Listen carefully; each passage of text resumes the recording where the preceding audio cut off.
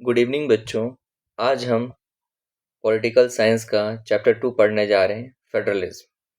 ये चैप्टर काफ़ी इम्पोर्टेंट है from the boards point of view. इस चैप्टर के अंदर जो मेन हम टॉपिक्स कवर करने वाले हैं उसमें पहला तो है meaning of federalism, then features की बात करेंगे, फिर इंडिया कैसे एक फेडरल कंट्री है इसको हम प्रूव करेंगे, फिर हम देखेंगे फेडरेशन कितने तरह की होती है, फिर एक गवर्नमेंट सिस्टम भी होता है तो गवर्नमेंट सिस्टम कितने तरह की होती है, और उसी तरह से डिसेंट्रलाइजेशन क्या होता है। इन टॉपिक्स को हम कवर करेंगे। तो starting with the first one जो हमारा फेडरलिज्म है, तो देखते हैं फेडरलिज्म किसे कहते हैं। देखो, फेडरलिज्म जैसे कोई भी कंट्री है तो वहां पे गवर्नमेंट होगी।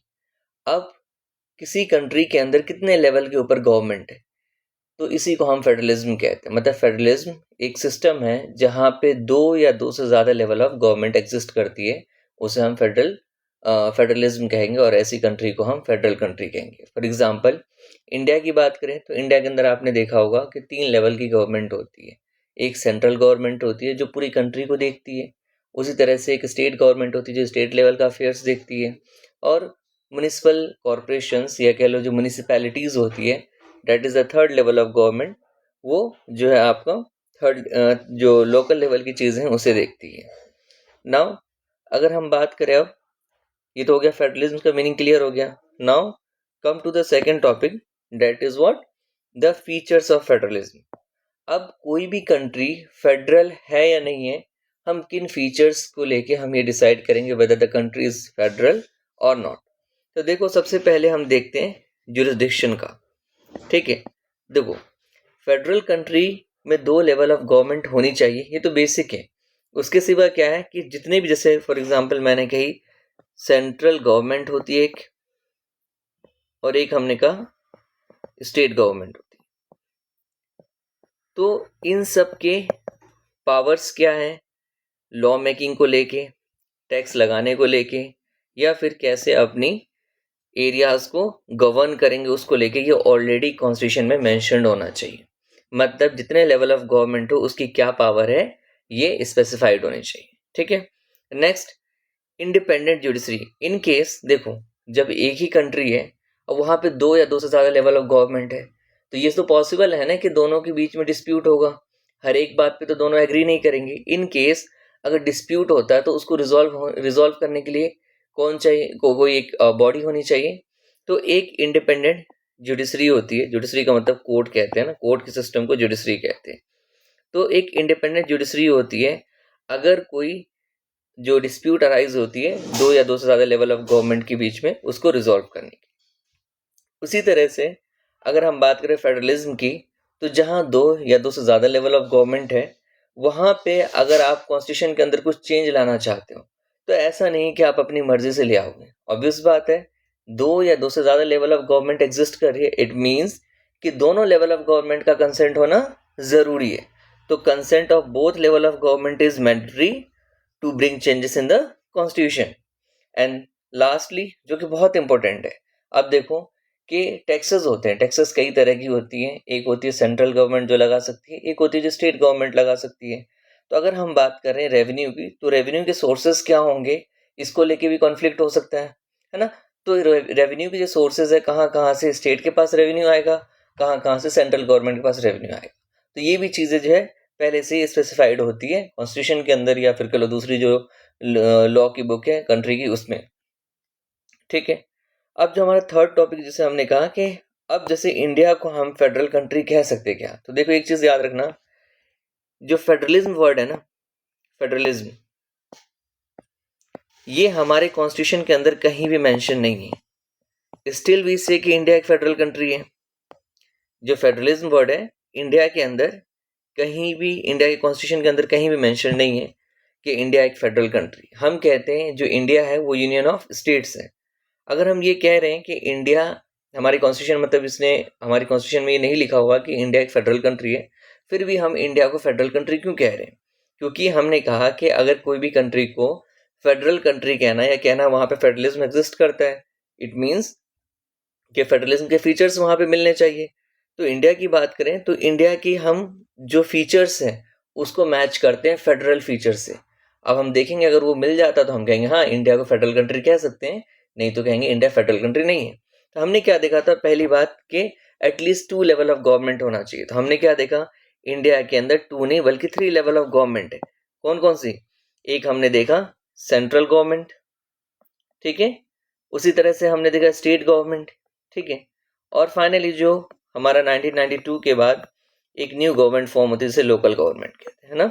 इसके बारे में अभी हम पढ़ेंगे डिटेल में, लोकल गवर्नमेंट। तो यहाँ पे हमने क्या देखा, देखो कि पहला कंडीशन तो फुलफिल हो गया कि एटलीस्ट 2 लेवल ऑफ गवर्नमेंट होनी चाहिए, लेकिन एक चीज याद रखना, मेनली 2 लेवल ऑफ गवर्नमेंट ही होती है फेडरलिज्म के अंदर, बट कि लेवल ऑफ गवर्नमेंट है तो 2 से ज्यादा भी हो सकती है, ठीक है। जो सेकंड हमने कहा कि किसकी क्या पावर है, जुरिडिक्शन क्या है वो स्पेसिफाइड होनी चाहिए। तो हमारे कॉन्स्टिट्यूशन में ना जो 7th शेड्यूल है उसके अंदर देखो बेटा, काफी इंपॉर्टेंट है ये एमसीक्यूज के पॉइंट ऑफ व्यू से। तो हमारे कॉन्स्टिट्यूशन के अंदर जो पावर्स है ना ऑलरेडी स्पेसिफाइड है कि किसकी क्या पावर है। तो देखो जो यूनियन लिस्ट है वो प्रोवाइड करता है कि सेंट्रल गवर्नमेंट की पावर क्या होगी, गेटिंग इट। जो यूनियन लिस्ट है वो क्या प्रोवाइड कर रहा है कि सेंट्रल गवर्नमेंट की क्या पावर होगी। यूनियन लिस्ट प्रोवाइड कर रहा है कि सेंट्रल गवर्नमेंट की क्या पावर होगी। फॉर एग्जांपल जैसे गवर्नमेंट डिफेंस वाला सिस्टम है, अगर आर्मी से रिलेटेड, नेवी से रिलेटेड कोई डिसीजंस लेने, या कोई आपको कह लो कि रॉकेट, या रॉकेट नहीं कह लो, मिसाइल्स कह लो, जो भी डिफेंस की चीज़ें होती है उससे जो भी डील करना है वो कौन करेगी, वो सेंट्रल गवर्नमेंट करेगी। फिर फॉरेन अफेयर्स की, जैसे हमारी रिलेशंस जो है उसके साथ, पाकिस्तान के साथ कैसा है, यूएस के साथ कैसा है, ये डिसाइड कौन करेगी, सेंट्रल गवर्नमेंट करेगी। बैंकिंग, करेंसी, ये सारी चीज़ें जो है आपको वो ध्यान रखना कि देखो कोई चीज़ ना यूनिफॉर्म होने के लिए ज़रूरी है कि वहाँ पे एक ही गवर्नमेंट हो। स्टेट गवर्नमेंट तो कई सारी है, तो अगर देखो अगर हर एक गवर्नमेंट, स्टेट गवर्नमेंट के पास अगर हम ये राइट दे दें कि वो अपनी एक करेंसी रख सकती है तो कितनी ज़्यादा प्रॉब्लम होगी। इसलिए वो चीज़ जो सेंट्रलाइज्ड होना चाहिए वो ऑब्वियस है कि वो सेंटर या फिर कह लो यूनियन लिस्ट के अंदर वो आए, ठीक है। उसी तरह से स्टेट गवर्नमेंट के लिए हमारे पास स्टेट लिस्ट है, जहाँ पे स्टेट के पास क्या क्या पावर है। देखो ये काफी अच्छा क्वेश्चन है, एक तरफ आपको दे देगा यहाँ पे सब्जेक्ट्स और यहाँ पे दे देगा कि आपकी कौन सी लेवल ऑफ गवर्नमेंट के पास, ठीक है। तो ये सब्जेक्ट्स अच्छे से याद होना चाहिए। तो देखो अगर हम स्टेट लिस्ट की बात करें तो एक है हम police, agriculture, irrigation, trade, commerce, ये सब किसके एग्जाम्पल हो गए, आपके स्टेट लिस्ट के।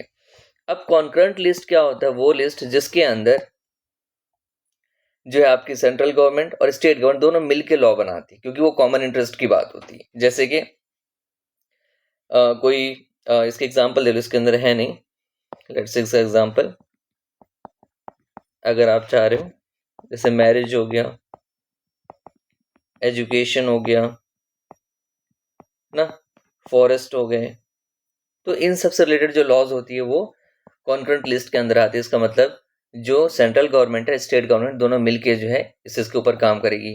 बट इन केस अगर कोई कॉन्फ्लिक्ट होता है उस केस में किसकी बात को कंसिडर की जाएगी, ऑब्वियस है सेंट्रल गवर्नमेंट की, ठीक है ना। फिर ये देखो हमने देखा पावर का डिवीजन है, तो सेकंड क्राइटेरिया भी फुलफिल हो गया। Next come to the third one, जो कि हमारा स्पेशल मेजोरिटी। स्पेशल हमने कहा था कि कोई भी चीज़ अगर कॉन्स्टिट्यूशन में आप चेंज लाना चाहते हो तो उसके लिए दोनों को कंसेंट होना ज़रूरी है। तो हमारे कॉन्स्टिट्यूशन के अंदर ये लिखा हुआ है कि अगर कोई भी चीज़ आप लेकर आ रहे हो तो उसके लिए जो पार्लियामेंट है उसके दोनों हाउसेस से क्या होना चाहिए, पास होना चाहिए। साथ साथ अगर कोई ऐसी चीज़ है, देखो जो बहुत बड़ी चीज़ होती है ना, जैसे मान लो कोई सेंटर और स्टेट के रिलेशन से रिलेटेड है, उस केस में 2/3 मेजोरिटी तो होनी चाहिए। साथ साथ जितने भी स्टेट्स हैं उसकी 50% स्टेट से वो रेटिफाई होना चाहिए, मतलब कि पास होना चाहिए। मतलब 2/3 पार्लियामेंट में plus ratification of half of the state. जैसे इंडिया के अंदर टोटल कितने स्टेट है आपकी 28, तो उसमें से 14 स्टेट से एटलीस्ट वो पास होना चाहिए। एक और पावर्स होती है जो इसी के अंदर आएगा आपका, जैसे हमने पढ़ा था ये union list, state list, concurrent list. कुछ ऐसे भी पावर्स होते हैं जो जब हमारा कॉन्स्टिट्यूशन बन रहा था उस वक्त नहीं एग्जिस्ट करती थी, उसको हम कहते हैं residuary powers. For example software उस वक्त नहीं थी, है ना, आईटी सेक्टर नहीं था, एआई नहीं था। तो ऐसी चीजें जो कॉन्स्टिट्यूशन जब हमारा बन रहा था उस वक्त वो सब्जेक्ट्स थे ही नहीं, हमारी पूरे वर्ल्ड में वही एग्जिस्ट ही नहीं कर रहे थे, या थे भी तो ना के बराबर। तो उनके ऊपर जो लॉ मेकिंग पावर हो किसके पास होती है, वो हमारे सेंट्रल गवर्नमेंट के पास होती है, ठीक है। ये हो गया हमारा रेजिडरी सब्जेक्ट्स।